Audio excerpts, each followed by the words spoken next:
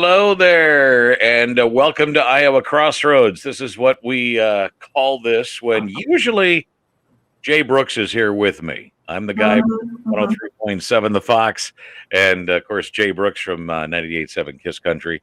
And we usually do these together. We like to talk to a lot of the community people out there, the nonprofits, any benefits, fundraisers, all that kind of stuff. So we kind of do it all in one, and usually there's three of us up here. Edie, you would be sandwiched in the middle here, maybe. Squished in the middle. But that's what we call it, Iowa Crossroads. And, of course, I'm with Edie Blanchard here of the McNider Art Museum. And, oh, my gosh, Edie, you're going to have a festival. I know. I thought it would never happen again. Right. But it's going on this weekend. Yes, it is. It's always the second weekend. Right. In June. It's been that way for a very long time. So festival's been part of the community for over 50 years at this point. And really for a lot of people, it's become really a family tradition. So. Well, everybody's, I think, is excited about festivals in general. And I'm so glad that you're on the map here. And, and the way the weather's going, it sounds like a nice hot festival, maybe. Yeah, it is. We were talking before, with festival, it's either like a downpour and a flood, or it's really, really hot. Like there's no in between ever. So. Right. Well, we're coming off of obviously a huge pandemic year where you couldn't have the festival. You did a lot of stuff online. I know that. Yeah. Let's talk about the activities. This is a one-day event, correct? Saturday. Yeah, it's a one-day event. Many years ago, they were able to do multiple days, but it really works better to do everything at once. They would have a day for art market, a day for more music, and a day for the kids. And then now we just do it kind of all at once because I think that's what the public really wants. So, well, give us the highlights. Yeah. So from 9 to 5 is the hours of the festival. And so at the festival, we have kids' activities, and I have a couple examples here, especially for the little kids. They always like to do things like butterflies. We have a theme this year called Grow with Art, which we thought was kind of fun. Everything's been so focused on gardening and getting back to nature, whether people started camping or they started a garden in their own yard. And so we thought this would be kind of fun because people are really still into that. So we have all these themes related to gardening. So an example of one of the things is butterfly made of, your basic clothespin, and then coffee filter for the little kids. We also have decoration using old CDs, with digital music. Nobody uses them anymore, right? What are those for? Yeah. Even my mom was saying, what do people do with those anymore? And I said, well, they donate them to the museum and we make them into crafts. So kids will be able to decorate them and then hang them. They, certain birds and insects are attracted to them. So that's kind of fun. That's neat. I like that. We also have these bookmarks. They're kind of hard to see, but they're origami folded. And then the kids decorate them into different fruit shapes, and they slip over the corner for the bookmark, which is really funky and weird. Very cool. Yeah, they'll get their own little box to carry all their stuff in with a list of classes that we have going on. And then we're also having them make flower bombs. So that's when you take the wildflower seeds and you mix it with dirt and mud, mud, water, make them into little balls, and then you can throw them in ditches or wherever. Lime Creek is our sponsor for that, and they've helped us work together on that to put it, make it happen, organize. They gave us the seed and the dirts and all that sort of stuff. So you'll make a bunch of balls, and they can either plant them, or like I said, they can throw them out in the ditches and help the bees and all those, critters that depend on that. You call them plant balls? Flower bombs. Flower bombs. Okay. Very cool though. Flower bombs. So we're kind of doing, normally we do more like 10 activities, and we're doing less this year because, as we suspected, we've had a really, really difficult time finding volunteers because a lot of our volunteers don't want to go out yet, and that's okay. And then because of that, it's just kind of disjointed and such. So we have a more limited amount of activities, and that's just because we anticipated also, a little bit lower attendance and things like that as well. You never know. When we started planning this, it was back in February, and at that time, we didn't even think that, the vaccines would necessarily be available to the public. So it was so hard to plan festival months ago, not knowing. I mean, nobody's a crystal ball. So as soon as you're done with this one, it'll be starting to plan in for next year, right? Well, and we have to, as soon as we're done with this, like the next week, we start working on Oktoberfest, which will happen in October. Yeah. And who knows what will happen then, so we have to kind of wing it, right, as we go along. But a major part of festival always is the art market. Yep. And we have, I think, 16 vendors, maybe a few more that are able to come. Once again, some vendors, aren't necessarily comfortable coming, but there are 16 great vendors that are coming. And so you can buy pottery, you can buy jewelry, metal art sculpture, lots of fun things. And we always talk about shopping local and how important that really is, but you can't really get more local than buying from an artist that lives in your community. Yep. You buy the thing, you give it to somebody as a gift. Father's Day, there's a ton of weddings because everybody postponed them for a year. Yeah. So there's tons and tons and tons of weddings. And it's all right. Excuse me. So anyway, so there's, lots and lots and lots of opportunities to support your local artists as well as, pick up something cool. You bet. Speaking of artists, how about music? Yes. So I have a list of the bands that are going to be here.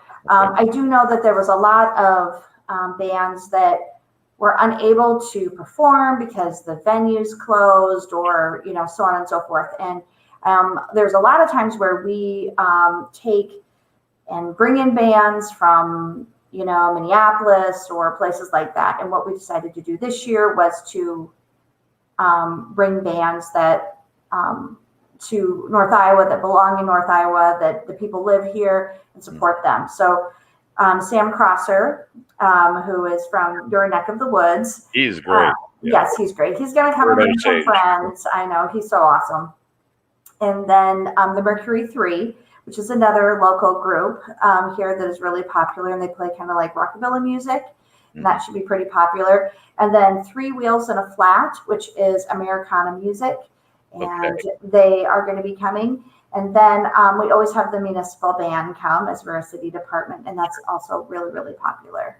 And again, these are all on the grounds of the McNider Art Museum. Yep, playing while, you can shop the art market and go to, do some kids crafts. We'll have the imagination playground. We're going to be pulling it out at that time, and then it will be out for the rest of the summer at that point. And so there's lots to do that day. So just come and, I think people will just be happy to be able to, get out and visit with their friends and neighbors. We'll try to keep everything as socially distanced as possible, but it is outside. And so that's the nice thing about being outside. But even for the art market vendors, we're giving them double the spaces. So people that might be kind of concerned about maybe going in the tents because they don't want to be, squished in with people, everything should be more spread out this year. So we're kind of working that out. Otherwise, no restrictions people have to be worried about or concerned with? Yeah, we don't have any restrictions. Okay. Here there was the governor made proclamations regarding that. So at this point, there's no restrictions for the building. So. And the museum is open during this time? Yeah, the museum is open during this time, and there are some changes regarding kind of how we've been operating that I should probably mention. So. With the increased rates of vaccination and the caseload being very low right now, in general, so you don't have to register to come anymore. You used to have to register so we could do contact tracing. We don't do that anymore. We used to have a set path for you to go through. We don't do that anymore. We still do a lot more cleaning than we ever did before, but it's very much similar to what it used to be. The only restriction is our big rentals, like if you're having a wedding here, we still are limiting that to 50 people just because of the size of the room. Sure, exactly. So it's Saturday from 9 to 5. 9 to 5, and the art market closes at 4 because those folks need a little bit extra time to pack up. So okay, all right. Well, get there. There's plenty of parking around the area. Yep, there is. There is. Do a little lurking. I mean, this is obviously a very popular event, folks. So it is. It is. And the library currently is not open on Saturdays, so that'll kind of help us out on the parking situation. Yes, but there's parking on all the streets. Our vendors will be parking in another location. So you should be able to easily find parking within the municipal lots that are right down there. So for those of you that are maybe traveling here, you're not here locally. It's right off of South Penn. The library is right off South Penn. And then, of course, the museum is just east of there. Yep, we're their next door neighbor. There's a bunch of trees in the way, but That's right. you can see we're on the other side of the tree, a grove of trees. So that's where we're at. But the whole activity takes place in that area. So we're just off of Highway 122, about 2 blocks. Yep, very good. McNider Art Museum, of course, there's more information at McNiderArt.org. That's what's scrolling down here at the bottom. You showed some crafts earlier, so let's talk about the kids. And are they all back coming for classes again? Yeah. So we've been doing classes since, I'd say March or so, maybe even a little bit before that. We kind of limit how many people can take classes just because we're trying to keep people a little bit more spread out. Sure. Kids under 12 aren't able to do vaccines, things like that. So there's parents have a little bit more concern sometimes with that. But we have a really great selection of classes this year. Unicorn Crafts, Aloha, Art Camp, July 4th class, tons of fun stuff, whether there's painting, there's printmaking, there's a Harry Potter class, fantastic food art creations where you make fake food, which is kind of fun. But we also have classes for adults as well. And glass painting, that's like on a glass block where you can learn to do painting. And then an acrylic pour class. You see a lot of those on Facebook and things like that. You kind of like maneuver the paint and such, and after you pull it up, and those are pretty cool. The classes do fill fast, so I really recommend that people register sooner rather than later. You can go to our website, which is www.mcniderart.org, and they will have all the classes there. Well, it's summer, and the kids and people need things. I mean, I know as a parent, I'm looking through the list and I'm like, what can I get for my kids to do? Right. What can I have them do, get them out of the house? So. Right. Exactly. And speaking of that, just going back to the festival again, remember, it is a huge family event too. So bring everybody. There's, they'll all have a good time, and the kids will have a good time. Adults will have a good time. And man, just seeing people again that like everything you offer when it comes to the festival, whether you love music or the crafts or whatever, then and we should obviously bring a little bit of cash. Are we doing cash? Are we doing all the kids stuff is free because we didn't want to mess with tickets because once again, when we were planning this, we had no idea. But yes, you should bring cash for 2 reasons. First of all, we're still going to sell like prepackaged sandwiches and snacks and things like that. They're not able to do the grill and things like that because we didn't know what the health regulations would be.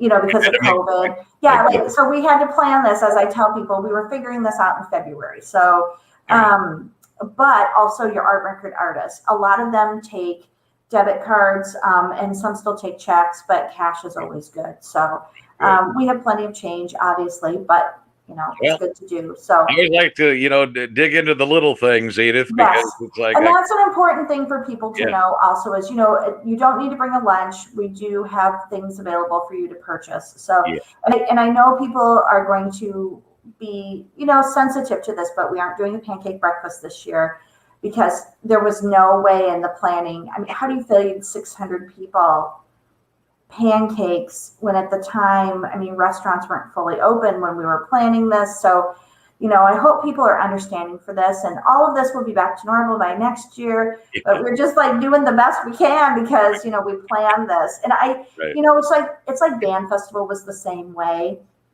where they were like, well, there's no candy and then there's this and that. And people were just happy to be there, right? I was overwhelmed at how everybody was just so happy and had a great time at Band Festival. So we hope we kind of have the same response and people are understanding that, not knowing how things change constantly, what would be going on. So I forgot to ask you, is there a theme for this year? There is. It's the Growing with Art. Growing with Art, okay. Because everybody who had never gardened before decided to garden or can vegetables. I can veggies, And I've never had trouble in my whole life canning food. And I was like, I couldn't find lids. They became like toilet paper, and people were literally posting on Facebook, there's lids, in Clear Lake at Larson's, or there's this or that. And, by the time you get there, they'd be sold out. And we had people, I was mailing them lids, or they'd mail me lids or whatever, it was interesting. And so we think people, from what the garden centers say, people are still continuing on that trend, which I think is great. It's part of, being creative is, doing flower arrangements and growing your own food and all of that. So I'm very supportive of it. And so the staff picked this as their theme. Well, I know it's a busy summer. It's a busy month, and McNider Art Festival is one of the big things that I think, we always say band festival kind of kicks off summer, but it's within a 2 short weeks, and we get to have your festival. Before I let you go, I'm sure there's people that come from a long distance even to this thing. Yeah. We have people that come hours away to come to this, because I think, growing up in Mason City or being in Mason City, I think people don't realize that most communities do not have a regional art center that services a 120-mile area. We're one of the largest art museums in the entire state of Iowa. I mean, we're talking major cities that we're in competition with, the Des Moines Arts Center, and, we're bigger than the Waterloo Museum, a community that's bigger than us. So people don't realize that. And so people do travel here for that experience. So, just school bus tours. I mean, we have kids coming from Albert Lee and places like that for things like festival. People take a day trip up here from Des Moines. They come from Cedar Falls. They come from Minnesota. And so usually, the CVB really likes us because those people come and they spend dollars on our community. And so, while you're here, if you're hearing this, eat something with us, go eat at one of the downtown restaurants or locally owned restaurants, shop in one of the locally owned businesses while you're here. And so, yes, it definitely is a tourist draw to the community, not only us all year round, but the festival. Well, it's a huge shout out for Mason City because that's why it's so important, folks, because how cool is it we're in the middle of Minneapolis and Des Moines. And you mentioned a lot of people from Des Moines come up. I bet there's Minneapolis people down here. We're the largest art center. The next place like us would be the Minneapolis Institute of Arts or the Des Moines Arts Center. So for 2 hours in either direction, we are the main arts and creativity hub. The state has us as one of their partner organizations because of that, because we cover all the way over to like Algona and Spencer. And that area, and even really to Sioux City is how far we go for the next available art thing. I mean, if you think about that, that is a really long way. So we cover all of that and attract from that whole area. See, we're a more important hub than you ever thought, folks. I know. Everybody thinks of it as being a medical hub, but really also arts and entertainment. I think people don't realize how far people travel for that. So really cool. Well, Edie, it's a pleasure and it's a blessing to have you and the McNider Art Museum and the festival, all of that combined. And more information, McNiderArt.org, of course. And all the information, too, if you want to get signed up for any of the classes, too, for the kids. And follow us on Facebook if you don't already, Instagram, Twitter. We do all of those social media things. Lindsay takes care of all of that.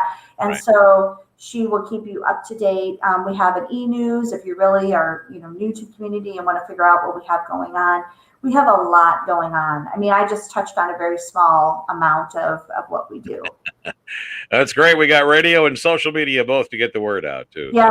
Well, thank you. Edith, thank you so much, and have a great festival. And we'll talk soon. I know we will. Yes, I'll have something else going on. I know you will. All right. Thank you much. And this has been Iowa Crossroads, taken, of course, to the streets with the countryside and the rock side. It's I got to plug my good friend Jay Brooks from Kiss Country, and then of course yours truly here from 103.7 The Fox. So stay cool, Edie. Yes, we definitely have a lot of water for our volunteers and such. So All right, thank you much. Share this, by the way, with a lot of people. Okay, wherever you're watching and listening. Share it with everybody. Okay, wonderful. Thanks for